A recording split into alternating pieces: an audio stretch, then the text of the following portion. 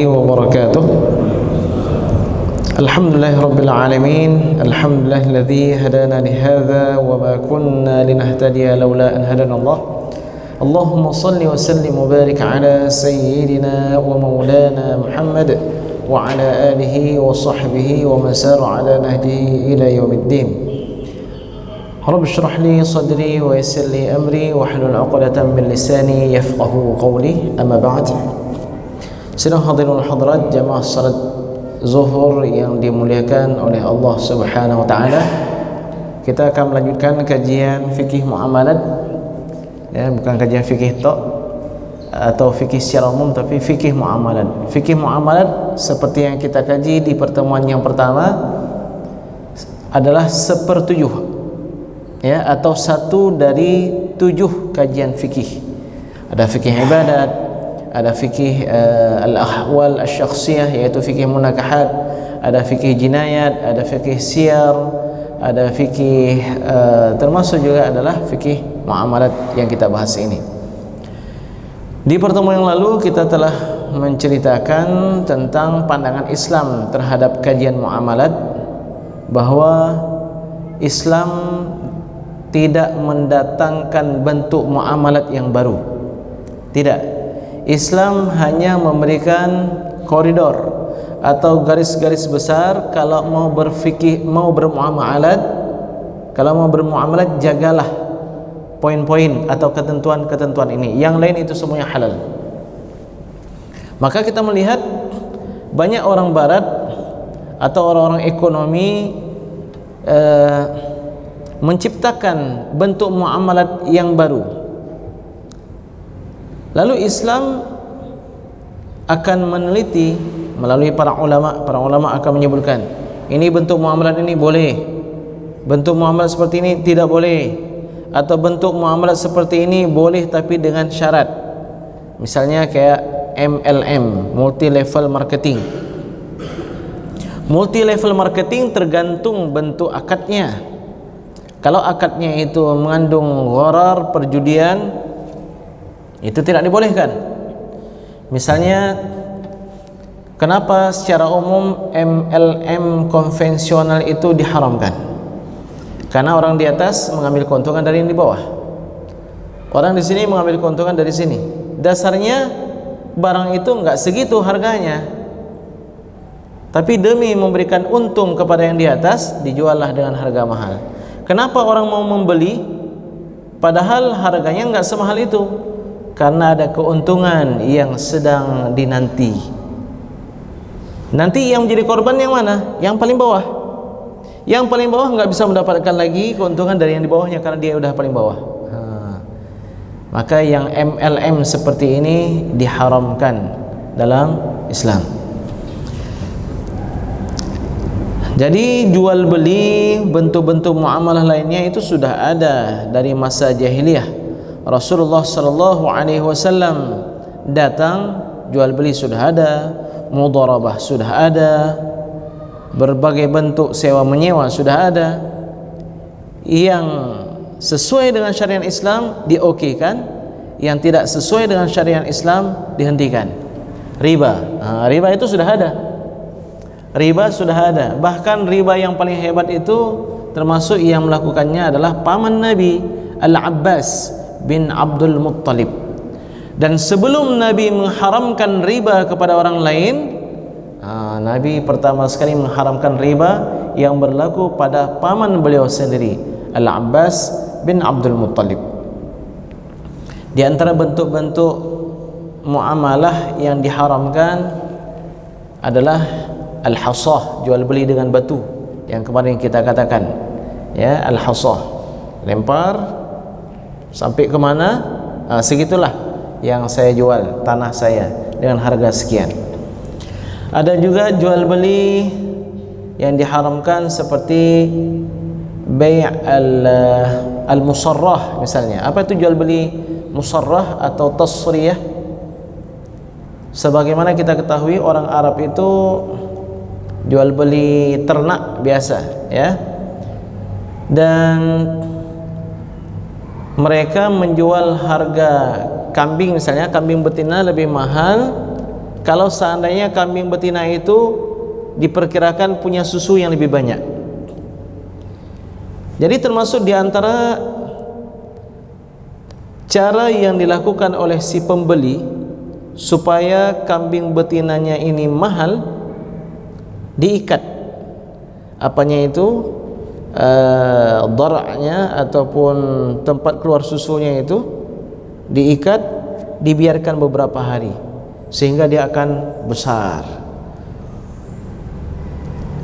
Pembeli nanti datang melihat ini, oh ini sepertinya banyak susunya, ini bisa dibeli dengan harga mahal. Selang beberapa hari ternyata kempes, oh ternyata saya kena tipu. Jual beli tasriyah seperti ini diharamkan dalam Islam. Jual beli yang najash dan jual beli yang lainnya, jadi enggak semuanya diokikan oleh Islam. Kemudian sidang hadirin hadirat sekalian, dalam Islam muamalat itu sangat terikat dengan akidah dan akhlak. Akidah dari sudut bahwa barang-barang yang dimiliki oleh seseorang atau barang-barang yang kita miliki, harta benda yang kita miliki, itu hanya sekedar titipan, bukan milik kita, bukan milik kita semata-mata. Jadi di sini disebutkan orang Arab itu ketika ditanya, ya, orang Arab yang sedang mengembala kambing, liman hadhihi syah, ini kambing-kambing ini milik siapa? Mudah sekali orang Arab menjawab, hiya lillahi indi, dia ini milik Allah yang dititip pada saya. Ya, dia ini milik Allah yang dititip pada saya. Begitu juga Abu Hanifah, salah seorang ulama besar dalam syariat Islam atau dalam sejarah Islam, punya kebiasaan. Abu Hanifah ini kan pedagang kain. Jadi Abu Hanifah ini dalam satu bulan, nanti di penghujung bulan itu beliau kumpulkan keuntungan hari ini. Lalu keuntungan tersebut sebahagian besarnya dihadiahkan untuk para ulama-ulama hadis. Ketika beliau memberikan hadiah-hadiah tersebut, beliau mengatakan, la tahmidu illallah, jangan kalian puji kecuali Allah. Fa inna hadza laisa mali, karena sesungguhnya yang saya berikan kepada kalian itu bukan harta saya, walakinnahu min fadlillahi indi, dia itu adalah milik Allah yang dititip pada saya untuk beberapa waktu. Kemudian Islam juga mengajarkan dalam muamalah ada akhlak. Jadi dilaranglah melakukan kezaliman, dilarang memonopoli, mempermainkan harga, dilarang melakukan riba, diperintahkan untuk saling sayang menyayangi, menepati janji, profesional dalam bekerja, dan dianjurkan untuk toleran dalam penagihan hutang. Islam juga memperkenalkan agar berakhlakul karimah dalam membeli, dalam menjual, dan juga dalam menuntut hak. Dalam sabda Rasulullah sallallahu alaihi wasallam, rahimallahu imra'an, semoga Allah memberikan rahmat kepada siapa? Rajulan samhan idza ba'a, ketika jual dia bermurah hati, dia lebihkan sedikit. Ketika ditimbang dilebihkan. Ketika dijual per biji, ini 10 biji, nih hadiah dari saya. Wasamhan idza ishtara, kalau beli pun demikian. Ada di antara kita kalau mau beli sesuatu, misalnya harganya 50.000, dia akan cari uang yang paling buruk biar uang yang baru ditinggalkan bersama dia.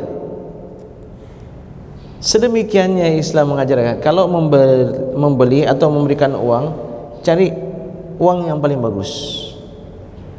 Ketika bersedekah, kasih uang yang paling bagus. Kalau kita seringnya bagaimana?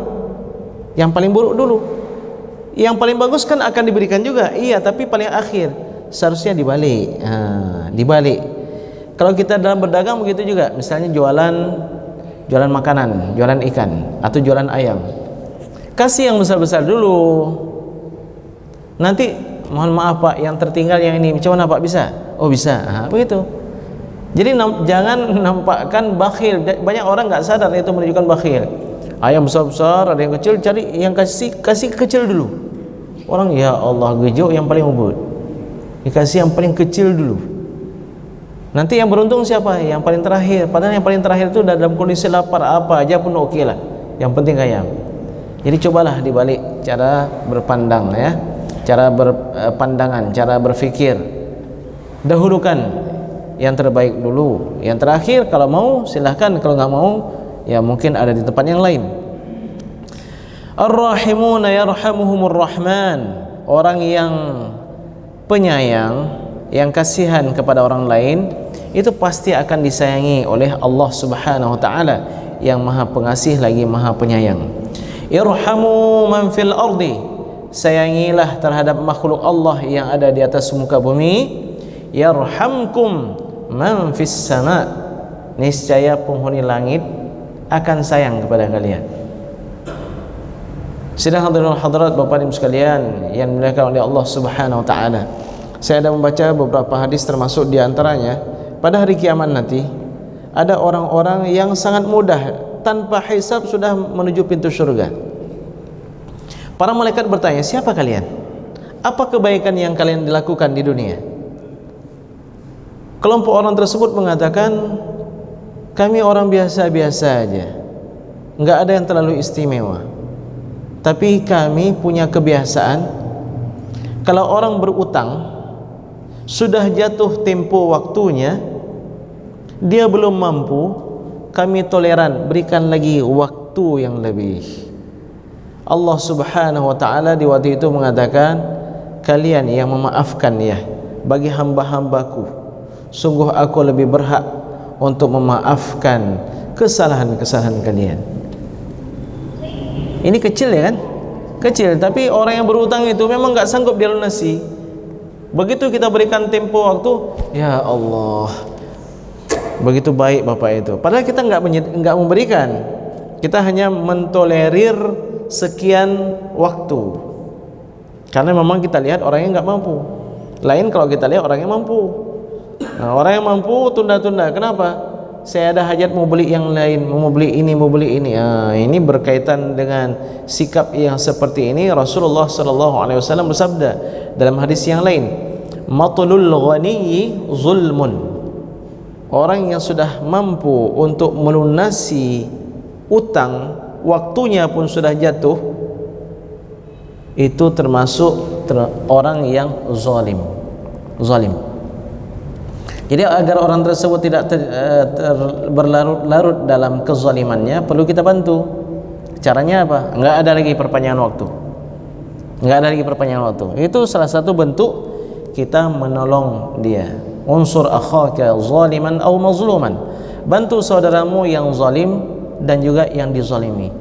Para sahabat dengar hadis ini tercengang. Ya Rasulullah, membantu yang dizalimi faham kami. Tapi membantu orang zalim bagaimana? Masa orang zalim kita bantuin, pegang tangannya supaya dia jangan berlaku zalim. Itu berarti kamu telah membantu dia. Kemudian sidang hadirin hadirat Bapak sekalian, karakteristik fikih muamalat pada dasarnya akad dan syarat dalam muamalat secara umum itu boleh. Mau buat begini boleh, mau buat begini dasarnya boleh, kecuali yang bertentangan dengan syariat. Boleh enggak nih beli perabot ini tapi dengan syarat ya, nanti tolong diantarin barangnya. Oke, nggak masalah persyaratan seperti itu. Boleh ya, saya mau beli baju ini tapi dengan syarat bajunya itu yang begini, atau nanti dibungkus dengan bungkusan yang bagus karena ini mau saya hadiahkan. Boleh. Jadi dasarnya akad muamalat dan syarat dalam jual beli atau dalam sewa menyewa itu dibolehkan selama tidak bertentangan dengan ketentuan yang ada dalam fikih muamalat. Kemudian Bapak sekalian, muamalat itu kebiasaannya atau ya dia itu bergantung kepada adat dan kebiasaan. Ya, kalau kita beli ikan itu udah dengan plastiknya. Jadi beli ikan udah dibersihin, udah ditimbang, udah kita bayar. Mana plastiknya? Ya kan Bapak beli ikan. Plastiknya belum. Berapa plastiknya? Plastiknya 2.000. Kok bisa mahal kali? Nah, ini termasuk menipu dalam jual beli. Karena al-ma'rufu 'urfan kal masyruti syartan. Yang sudah menjadi kebiasaan itu sudah seperti disyaratkan dari awal. Walaupun enggak disebutkan, tapi karena memang sudah biasa beli ikan itu dengan bungkusannya, dengan plastiknya, walaupun tidak disebutkan tapi sudah include di dalamnya. Ini contoh kecil. Misalnya beli perabot udah pasti dengan ongkos kirim. Beli mobil udah pasti dengan minyak yang sekian liter udah pasti diisi, atau yang lain-lainnya. Itu al-ma'ruf 'urfan kal masyrut syartan. Kemudian beberapa bentuk muamalat ini kita akan sebutkan secara umum dulu. Ada namanya, ini udah pernah kita bahas ya. Ada akad muawadat, tukar menukar. Di dalamnya ada jual beli, saraf. Saraf itu tukar uang ya, ijarah, sewa menyewa, ju'alah dan seterusnya. Jadi misalnya saraf ini tukar menukar uang. Apakah uang yang sama? Mau dicari pecahan, mau hari raya perlu pecahan 20 ribu misalnya ya, ataupun dari rupiah ke ringgit, ringgit ke rupiah, atau ke real, atau ke dolar, atau ke pound Egypt yang ada di Mesir. Itu ada persyaratannya. Di antara persyaratannya adalah harus serah terima langsung. Jadi Bapak kalau mau berangkat haji itu tukar menukarnya harus langsung. Mau beli ringgit, oh Pak kasih uang rupiahnya dulu, nanti sore saya bawa realnya. Nggak bisa, harus langsung. Itu akad, namanya akad sarf. Pada hari yang berbahagia ini kita akan membahas tentang sumber harta dalam Islam. Jadi kalau kita mau berharta, carilah sumber-sumbernya, supaya jangan ingin punya harta secara langsung cepat begitu. Bagaimana caranya? Ambil uang orang. Nggak boleh seperti itu. Ada sumbernya, harus kita tempuh sumbernya. Para ulama, para anbiya, para nabi dan rasul, mereka adalah orang-orang yang memperkenalkan kepada kita untuk berusaha dalam mencari rezeki. Ini ada sebuah kitab sangat menarik tentang sumber harta Nabi. Kana sallallahu alaihi wasallam thariyan munfiqan. Adalah Nabi sallallahu alaihi wasallam itu orang yang kaya, gemar bersedekah. La faqiran zahidan. Nabi itu bukan orang yang fakir, yang hidupnya zuhud, enggak perlu harta. Nabi itu sangat kaya. Sumber harta beliau itu sangat banyak. Nabi kalau ikut berperang, harta rampasan yang didapatkan dari medan perang itu 1/5-nya untuk Nabi. Jadi Nabi sangat kaya. Sebelum beliau menikah, sebelum beliau menjadi Nabi dan Rasul, itu kaya luar biasa. Ketika memberikan mahar kepada Khadijah 20 ekor unta beserta sekian keranjang atau 30 keranjang berisi perhiasan. Luar biasa kayanya Nabi sallallahu alaihi wasallam. Kemudian dalam kitab ini juga diajarkan, diperkenalkan bagaimana hebatnya para nabi dan rasul. Mereka itu orang-orang yang berusaha, orang-orang yang mandiri, berdikari. Nabi SAW yang memperkenalkan al-yadul ulya, tangan di atas, khairun, lebih baik minal yadi sufla, dari tangan yang di bawah. Termasuk di antara ciri karakteristik khas para nabi dan rasul, mereka tidak mau menerima sedekah. Kalau orang memberi, ditanya dulu oleh Nabi, apa ini? Ini zakat, jelas nggak diterima oleh Nabi. Apa ini? Sedekah, jelas nggak diterima oleh Nabi. Apa ini? Hadiah ya Rasulullah, agar saya semakin cinta dan engkau semakin cinta kepadaku. Itu diterima oleh Nabi sallallahu alaihi wasallam. Nabi Ibrahim ini, bahkan kalau kita lihat para nabi dan rasul itu adalah orang-orang yang memberi makan kepada orang lain, bukan orang yang minta makan dari orang lain. Ya. Jadi para nabi dan rasul itu bukan orang yang bergantung kepada orang lain. Bahkan orang lain itu banyak yang hidupnya itu karena diberi makan oleh para nabi dan rasul. Misalnya Nabi Isa alaihissalam. Nabi Isa itu pernah kaumnya minta, wahai Nabi Isa, tolonglah kasih makan untuk kami. Diberikan makan, diturunkan makanan. Tapi pernah suatu waktu mereka ini minta supaya makanannya itu diturunkan dari langit. Ma'idatan minas sama'. Jadi mereka mengatakan, nuridu an na'kula minha wa tatma'inna qulubuna. Kenapa kalian ini? Kenapa kalian harus minta makanan dari langit? Kami ingin menenangkan hati kami bahwa sebenarnya Allah itu memang mampu menurunkan makanan dari langit. Diturunkanlah makanan dari langit. Begitu juga kaum Nabi Musa alaihissalam itu makan dari hasil perjuangan Nabi Musa alaihissalam, sehingga mereka minta, wahai Nabiullah, janganlah makanan kami manna wa salwa aja, makanan turun dari langit, kami pingin yang tumbuh dari bumi. Sehingga Nabi Musa alaihissalam keheranan, atastabdiluna alladhi huwa adna billadhi huwa khair, kalian mau ganti yang lebih baik dengan yang lebih rendah. Kami mau, wahai Nabiullah, wahai Nabi Musa alaihissalam, kami mau ya min baqliha wa qithaiha wa fumiha wa adasiha wa basaliha, kami pingin makanan-makanan yang tumbuh dari bumi berupa ful, berupa bawang-bawang merah, berupa bawang putih, berupa ini dan seterusnya. Lalu Nabi Musa alaihissalam berdoa kepada Allah Subhanahu wa taala, tapi setelah itu enggak turun lagi dari langit. Maka Nabi Musa alaihissalam sudah mengingatkan sebelumnya kepada mereka. Jadi intinya para nabi dan rasul itu tidak bergantung dengan kaum mereka. Justru para umat beliau, umat mereka yang bergantung dengan para nabi dan rasul. Ya ayuhar rusulu kulu minat tayyibati wa'amalu salihah. Jadi para nabi dan rasul diperintahkan oleh Allah Subhanahu wa taala untuk menikmati kehidupan dunia. Ya ayuhar rusul, wahai para rasul, kulu minat tayyibat, makanlah yang baik-baik, makanlah yang halalan tayyiban. Jadi termasuk di antara akhlak para ulama, makannya boleh sedikit tapi yang paling bergizi, yang paling terbaik.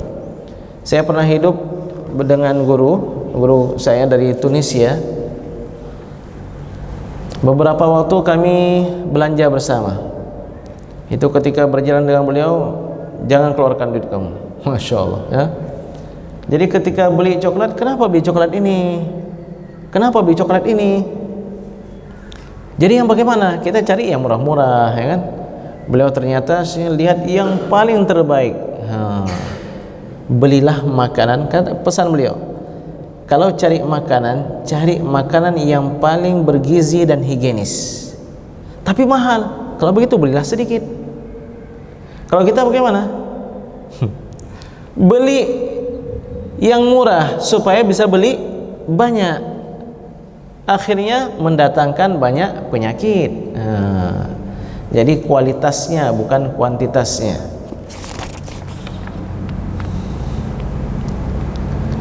Kemudian disebutkan bahwa para nabi dan rasul itu hidup mereka itu bukan dengan kemiskinan. Para nabi dan rasul hidup mereka itu berkecukupan, tidak dalam kekurangan. Maka disebutkan di sini dalam ayat Al-Qur'an, wa yutimmu ni'matahu 'alaika wa 'ala ali Yaqub kama atammaha 'ala abawayka min qablu Ibrahim wa Ishaq, tentang Nabi Yusuf alaihissalam, disempurnakan nikmatnya kemudian bukan hanya kepada Nabi Yusuf, kepada keluarga Nabi Yaqub, berarti saudara-saudara Nabi Yusuf juga menikmati, sebagaimana dulu disempurnakan nikmat oleh Allah Subhanahu wa taala, kelapangan rezeki kepada Nabi Ibrahim dan juga Nabi Ishaq. Masya Allah. Mana Nabi yang miskin? Mana Nabi yang miskin? Mungkin kita teringat Nabi Ayub, ya kan? Nabi Ayub, coba dengarkan ceritanya, jangan cerita waktu miskinnya aja. Nabi Ayub itu seorang saudagar kaya raya, punya anak yang ramai, usahanya itu Masya Allah, hewan ternaknya, pertaniannya, tapi ibadahnya juga luar biasa. Iblis mengatakan hebatnya Ayub karena dia kaya raya, bergelimang dengan harta. Allah Subhanahu wa taala ingin tunjukkan kepada iblis, kepada syaitan, dan juga kepada segenap manusia bahwa Nabi Ayub ini rajin beribadah, gemar bersedekah memang karena ketulusan hatinya, memang karena pemahamannya, bukan karena dia orang kaya, bukan karena dia itu orang yang bergelimang dengan harta. Maka Allah Subhanahu wa taala uji Nabi Ayub. Apa diuji? Hewan ternaknya satu persatu mati. Hari ini mati satu, besok mati satu lagi, mati. Pertaniannya sedikit demi sedikit semakin gagal sehingga binasa. Putra-putra Nabi Ayub juga satu persatu sakit meninggal. Tinggallah Nabi Ayub dengan istrinya, tinggal berdua. Lalu Nabi Ayub masih juga gemar bersedekah, gemar beribadah. Ini kan karena Nabi Ayub itu sehat, kuat. Allah uji, sakit, tulang-tulangnya sakit, kulit-kulitnya berpenyakit, daging-dagingnya itu mulai copot, ngeri penyakitnya, sehingga yang tinggal mulut yang masih sehat dan hati beliau. Nabi Ayub berdoa kepada Allah, ya Allah, uji saya sehebat-hebatnya, ya Allah, Engkau ujilah aku, tapi ya Allah, tolong Engkau jaga lisan dan hatiku agar aku tetap bisa mengucapkan tasbih, agar aku tetap bisa memujimu dan mengingatmu, ya Allah. Sudah sampai sedemikian parah, ya. Sampai-sampai istri Nabi Ayub pernah suatu hari agak terlambat atau bagaimana, sehingga Nabi Ayub sempat kesal dan berjanji, suatu saat kalau saya sehat, saya akan mencambuk kamu sebanyak 100 kali cambukan. Dan apa yang terjadi? Setelah sekian parah penyakit yang diderita oleh Nabi Ayub alaihissalam, dan sudah terbukti memang Nabi Ayub alaihissalam tetap teguh dalam berubudiyah kepada Allah Subhanahu wa taala, tibalah masanya. Semua ada masanya. Ujian sudah berat, ada penghujungnya. Allah keluarkan air dari perut bumi, airnya sangat dingin sekali.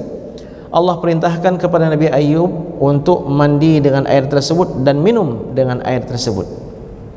Beliau mandi, beliau minum, perlahan-lahan. Ini mukjizat yang Allah berikan kepada Nabi Ayub. Sembuh dalam waktu yang sangat singkat, sembuh.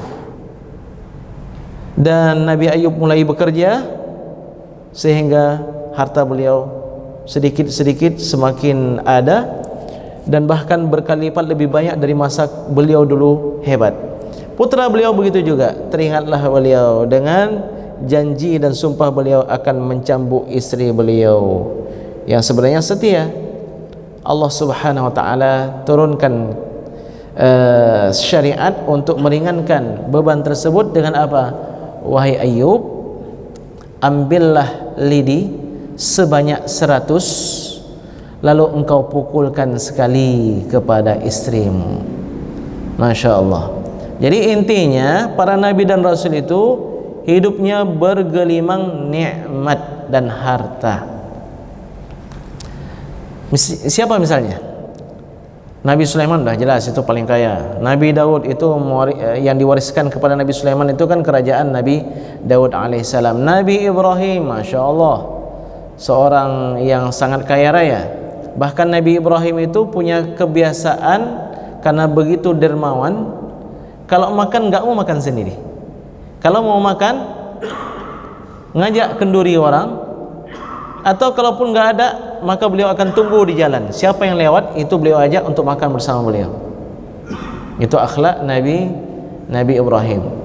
Ketika para malaikat dikirim oleh Allah Subhanahu wa taala untuk menimpakan azab kepada kaum Lut, kaum Nabi Lut alaihi salam, para malaikat kan singgah ke rumah Nabi Ibrahim. Nabi Ibrahim nggak tahu, nggak kenal.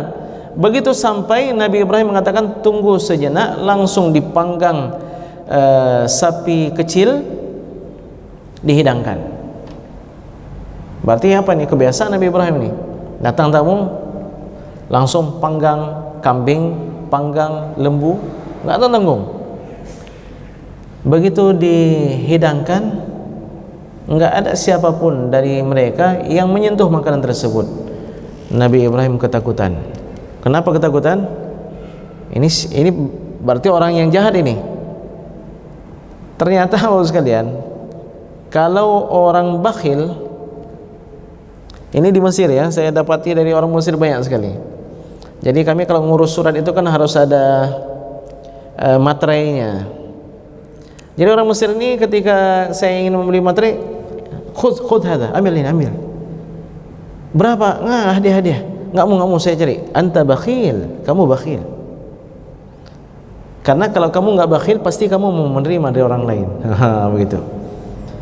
Begitu juga kalau dihidang makanan oleh orang lain, kalau seandainya kita makannya sedikit, itu dianggap kitanya yang makan sedikit itu bakhil. Karena berarti sebagaimana Anda makan sedikit di rumah saya, kalau saya pergi ke rumah Anda pinginnya saya makan sedikit juga. Jadi begitulah yang dijumpai oleh Nabi Ibrahim. Sudah dihidangkan makanan khusus untuk mereka, mereka nggak mau makan. Nah, berarti ini orang jahat ini. Lalu mereka mengatakan, kami ini malaikat-malaikat Allah Subhanahu wa taala, diutus untuk menimpakan azab kepada kaum Lut. Di waktu itu terjadi apa? Terjadi dialog antara Nabi Ibrahim dengan para malaikat, minta dispensasi, janganlah timpakan azab kepada mereka, tolonglah ya, selamatkan mereka. Sungguh Ibrahim itu la'awwahun halim, sangat penyabar.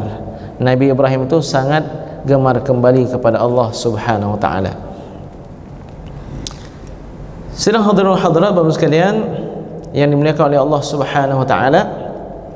Jadi para nabi dan rasul juga adalah teladan para pedagang dalam mendapatkan keuntungan yang halal. Para nabi dan rasul contoh teladan bagi orang-orang yang memproduksi sesuatu, juga dalam mendapatkan keuntungan yang halal. Para nabi dan rasul tidak suka dengan harta orang lain, enggak mau menoleh pun. Kita masih teringat dengan kisah Nabi Sulaiman alaihissalam. Nabi Sulaiman alaihissalam menyusun barisan prajurit-prajurit beliau, ada satu makhluk yang enggak datang. Siapa? Burung hudhud. Kalau dia datang nanti, dia mesti bawa berita yang besar untuk saya, kalau tidak maka saya akan sembelih dia. Dan tidak lama setelah itu datang burung hudhud. Lalu burung hudhud minta izin, minta maaf, saya datang dari negeri Sabak membawa berita yang besar, bahwa mereka dipimpin oleh ratu, bukan raja laki-laki tapi ratu perempuan. Dan kebiasaan buruk mereka menyembah matahari. Lalu kalau betul yang kau katakan wahai hudhud, ini aku tuliskan surat. Innahu min Sulaiman wa innahu bismillahirrahmanirrahim alla ta'alu alayya wa'tuni muslimin. Dikirimkan surat tersebut melalui hudhud kepada Ratu Sabak, ya, Ratu Bilqis. Dan Ratu Bilqis ketika mendapatkan surat tersebut takut. Biasanya raja-raja itu kalau datang akan membinasakan orang yang tinggi, akan dibinasakan, dan orang-orang yang rendah akan dimuliakan. Bagaimana ini? Ratu Bilqis berdialog dengan pembesar istana. Para pembesar istana mengatakan, kirimkan hadiah aja. Jadi Ratu Bilqis mengirimkan hadiah kepada Nabi Sulaiman alaihi salam. Ratu Bilqis datang dengan membawa hadiah yang sangat istimewa. Berita ini sampai kepada Nabi Sulaiman alaihi salam. Nabi Sulaiman mengatakan, kita akan buat kejutan ini. Apa itu? Kita pindahkan istana Bilqis ke samping istana saya.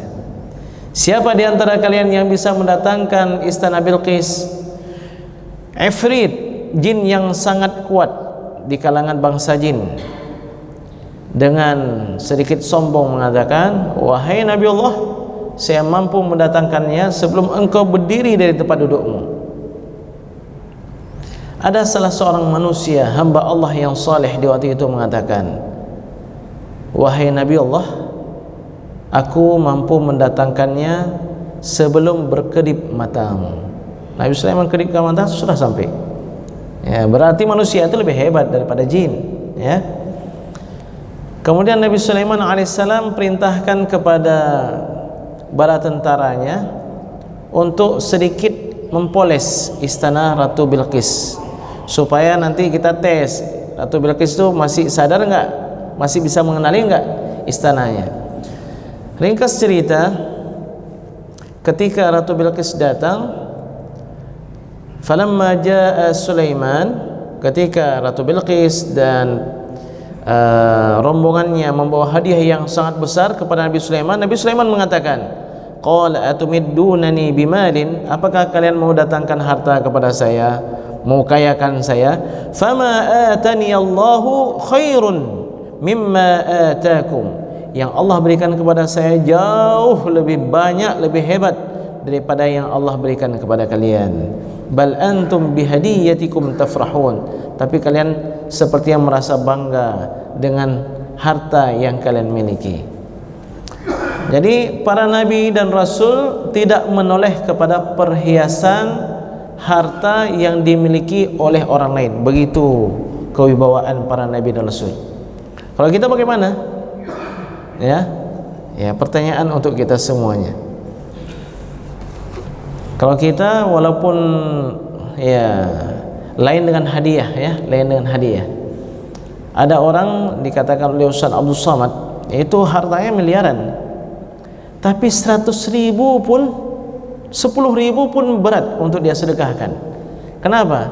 Karena enggak sempurna 4 miliar tanpa uang 100.000 itu. Perlu 100.000 itu supaya genap 4 miliar. Jadi akhirnya enggak mau dia sedekah walaupun 100.000. Jadi intinya Bapak sekalian, para nabi dan rasul mereka adalah suri tauladan terbaik bagi kita.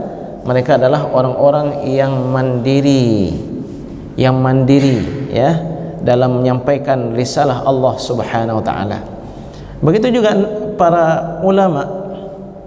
Seyogianya ulama itu, ustadz itu orangnya kaya. Seyogianya, ya. Kalau kita lihat para ulama dahulu, mereka menghidupkan murid-murid mereka, bukan hidup bergantung dengan upaya yang dilakukan oleh murid-murid mereka. Kalau bahasa kerennya sekarang, ustadz-ustadz di zaman dahulu itu tidak bergantung dengan amplop yang diberikan ketika menghadiri majlis ta'lim. Justru mereka yang memberikan amplop kepada orang-orang yang hadir dalam majlis ta'lim mereka. Kenapa kamu terlambat hari ini? Saya bekerja, wahai tuan guru. Kenapa? Saya udah lapar, udah 2 hari nggak makan. Udah sini, nanti hari ini makan sama saya. Begitu. Diberikan uang. Kenapa kamu datang terlambat? Anak saya sakit. Udah ada uang? Nggak ada. Untuk berobat udah ada uang? Belum. Dikasih.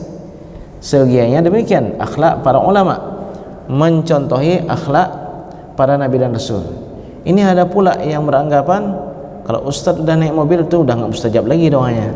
Kalau ustaz naik sepeda susah-susah, bajunya lusuh, itu mustajab itu doanya.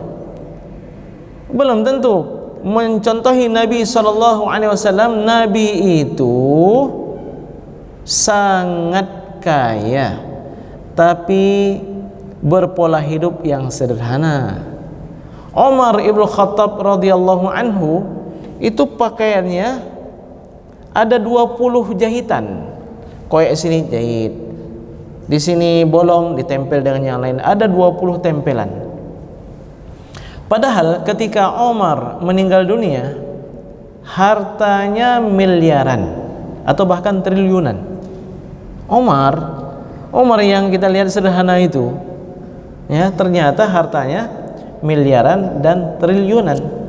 Lebih bagus orang hidup dengan harta yang banyak tapi hatinya merindukan akhirat daripada orang yang hidup penampilannya seperti orang akhirat tapi hatinya di mana saya bisa dapat duit, di mana saya bisa dapat duit, ya.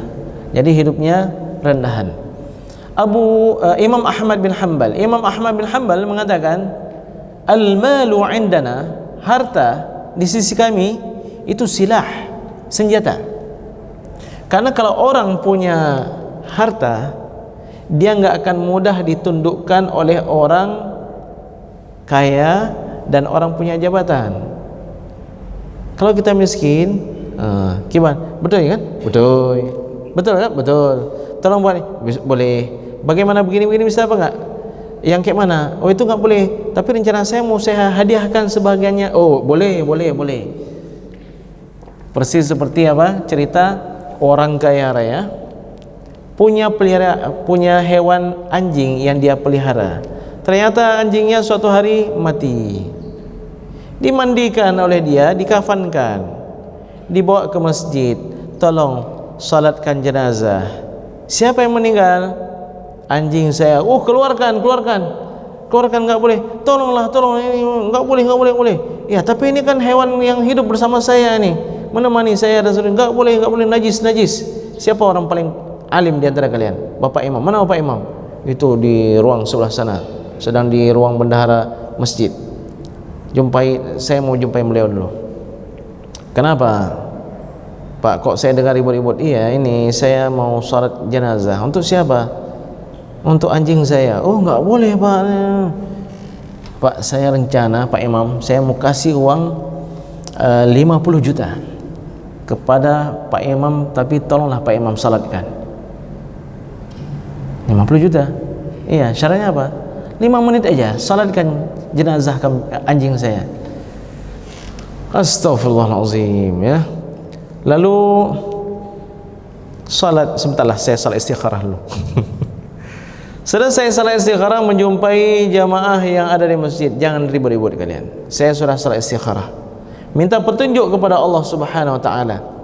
Ternyata Allah berikan petunjuk, anjing ini bukan sembarang anjing ini. Ini anjing keturunan anjing Ashabul Kahfiin. Yuk kita salatkan. Jadi gara-gara harta rusak ya idealis dalam menjalankan agama. Sidang hadirin hadirat sekalian, terakhir dalam pertemuan ini. Jadi kalau kita lihat sebenarnya harta itu ada dan cukup. Mana sumber harta? Dasarnya semua alam yang Allah ciptakan bagi manusia, baik berupa tumbuh-tumbuhan, hewan, benda-benda, semuanya itu adalah Allah ciptakan untuk kita manusia. Dan Allah menciptakan alam ini seimbang dengan manusia yang ada di atas muka bumi pada setiap masa. Ya, ini konsep Islam nih. Berbeda dengan konsep atau pandangan ekonomi sekuler yang mereka itu pesimis melihat kepada sumber daya alam. Mereka berpandangan bahwa sumber daya alam ini akan terus berkurang, tidak cukup untuk memenuhi kebutuhan manusia yang terus berkembang dan bertambah banyak. Lihat ini. Di antara yang berpandangan demikian, tokoh mereka yang bernama Robert Malthus, ya, dan didukung oleh tokoh-tokoh dari pihak sekuler lainnya. Jadi berbeda dengan umat Islam. Umat Islam tetap optimis melihat ke depan bahwa sumber daya alam ini nggak akan berkurang. Sumber daya alam ini akan berkembang, tidak terbatas, tidak berkurang.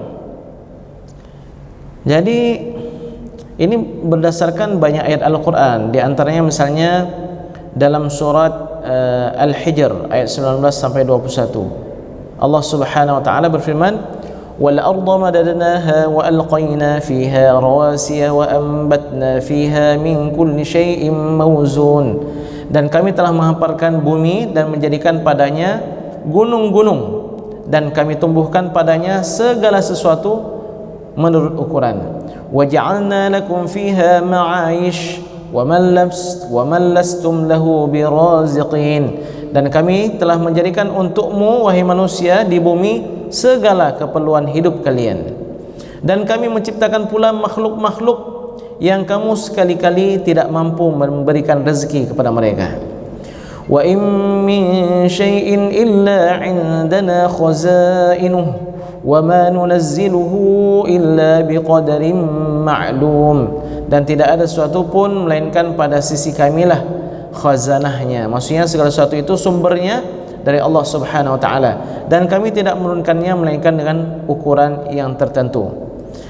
Begitu juga dalam surat Az-Zariyat ayat 47, Allah Subhanahu wa taala berfirman, "Was-samaa'a banaynaaha bi'aydin wa inna lamusi'un." Dan langit itu kami bangun dengan kekuasaan kami, dan sesungguhnya kamilah yang terus melakukan perluasan.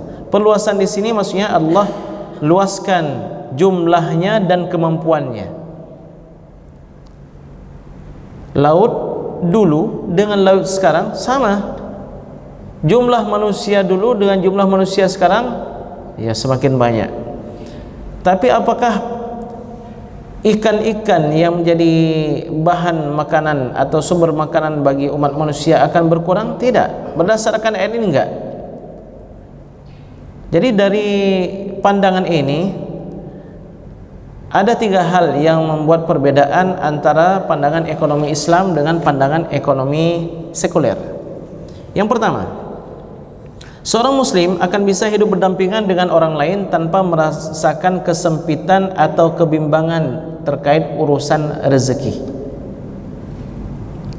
Berbeda dengan orang barat. Orang barat beranggapan orang lain, makin banyak orang makin banyak sialnya. Kita misalnya punya produk apa misalnya, jualan mie misalnya. Orang lain jualan mie juga. Dalam pandangan Islam, jangan cemas, rezeki itu sudah dibagi-bagi oleh Allah Subhanahu wa taala. Semakin banyak mie, maka semakin banyak datang rezeki melalui mie. Itu pandangan Islam.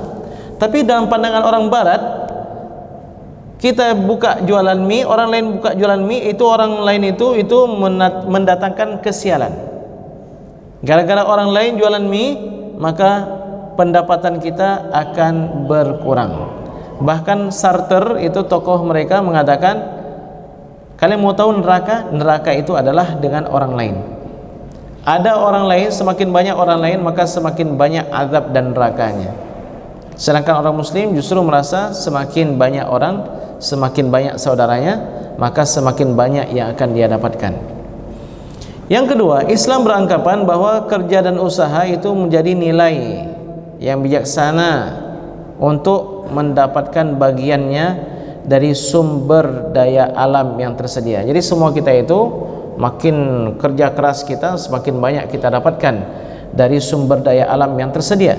Tapi kalau orang barat ingin mendapatkan sumber daya alam itu dengan menyingkirkan orang lain, sehingga bisa menikmati sumber daya alam yang tersedia. Jadi orang barat beranggapan ini akan habis, ini akan habis, ini akan habis. Tapi kalau orang Islam beranggapan ini enggak akan habis, ini enggak akan habis. Karena Allah menciptakan alam ini sesuai dengan kebutuhan makhluknya. Jadi apakah minyak akan habis? Untuk apa kita beli kendaraan? Nanti minyak akan habis. Dalam pandangan sekuler, minyak akan habis. Tapi dalam pandangan Islam, semakin banyak kendaraan, maka semakin banyak minyak, sumber minyak yang akan ditemukan. Nah, begitulah dia. Jadi yang ketiga, Islam beranggapan bahwa kemiskinan itu problematika yang dapat diselesaikan. Sedangkan orang barat beranggapan kemiskinan itu salah satu problem yang akan sulit untuk diperbaiki, sangat sulit untuk disembuhkan. Jadi caranya bagaimana? Ya, di antaranya adalah kalau mereka bangsa yang miskin, singkirkan atau bunuh mereka.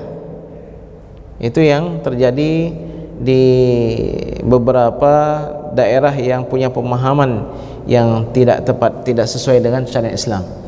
Jadi Bapak sekalian, apakah oksigen ini akan berkurang dengan banyaknya orang? Tidak. Jadi kalau begitu Ustaz, kenapa kita merasakan terus panas? Itu akibat kesalahan kita dalam memanage alam ini. Ya, jadi masalahnya bukan dalam sumber daya alam yang tersedia itu ternyata sangat terbatas. Tidak. Allah Subhanahu wa taala telah menciptakan alam ini cukup untuk manusianya. Kita sering beranggapan manusia sekarang ini sudah sangat banyak. Tapi kalau kita baca dalam Al-Quran, ternyata umat-umat terdahulu jumlah mereka lebih banyak lagi. Lebih banyak lagi dan lebih hebat-hebat lagi. Tenaganya, kekuatannya, kecanggihannya. Ada yang mengatakan pada masa Nabi Nuh alaihissalam sudah ada HP. Karena HP pada masa Nabi Nuh. Kok bisa? Coba lihat ayatnya. Ini salah satu penelitian. Ya, sudah penelitian. Itu kapal Nabi Nuh ditemukan di Turki, ada kandungan timah dan besinya. Itu dah satu. Lalu apa hubungannya dengan HP? Kok bisa Ustaz katakan pada masa Nabi Nuh sudah ada HP? Bapak Ibu sekalian, coba baca itu cerita ketika Nabi Nuh membuat bahtera, semua orang-orang yang beriman sudah masuk, anak Nabi Nuh enggak mau masuk. Lalu terjadilah banjir. Banjir itu mengangkat kapal Nabi Nuh. Putra Nabi Nuh diajak, enggak mau juga. Di mana mereka? Di mana putra Nabi Nuh? Nah, putra Nabi Nuh itu pergi ke gunung. Menurut putra Nabi Nuh, ini saya akan selamat. Enggak perlu saya naik kapal yang ayah buat. Saya bisa naik ke atas gunung, saya pun akan selamat. Itu terjadi banjir, air yang sangat deras dari langit dan juga dari bumi, tapi Nabi Nuh masih bisa berinteraksi dengan putranya. Bagaimana cara mereka berinteraksi? Termasuk diantaranya, ya, penemuan ini mengatakan sudah ada HP pada masa Nabi Nuh alaihissalam. Wa hala bainahumal mawju fakana minal mughraqin. Kemudian datanglah ombak yang sangat besar. Ternyata ombak tersebut lebih tinggi daripada gunung yang didaki oleh putra Nabi Nuh alaihissalam, dan putra Nabi Nuh alaihissalam tenggelam. Jadi maksudnya Bapak sekalian, jangan kita kira zaman kita ini udah yang paling hebat, yang paling canggih. Kalau kita lihat bagaimana peninggalan kaum Samud, gunung mereka pahat menjadi rumah bagi mereka. Bagaimana kuatnya mereka memindahkan batu-batu besar dari satu tempat ke tempat yang lainnya. Jadi intinya Allah Subhanahu wa taala telah menciptakan yang cukup bagi kita. Jadi urusan rezeki jangan cemas. Yang patut kita cemaskan bagaimana nasib kita setelah kehidupan dunia ini. Baik, sedang hadirin hadirat Bapak sekalian yang dimuliakan oleh Allah Subhanahu wa taala, insyaallah di pertemuan yang akan datang kita akan membahas sumber-sumber harta, bagaimana kiat untuk mendapatkan harta dan adab-adab dalam mendapatkan harta. Insyaallah mudah-mudahan ada manfaatnya. Wallahu a'lam.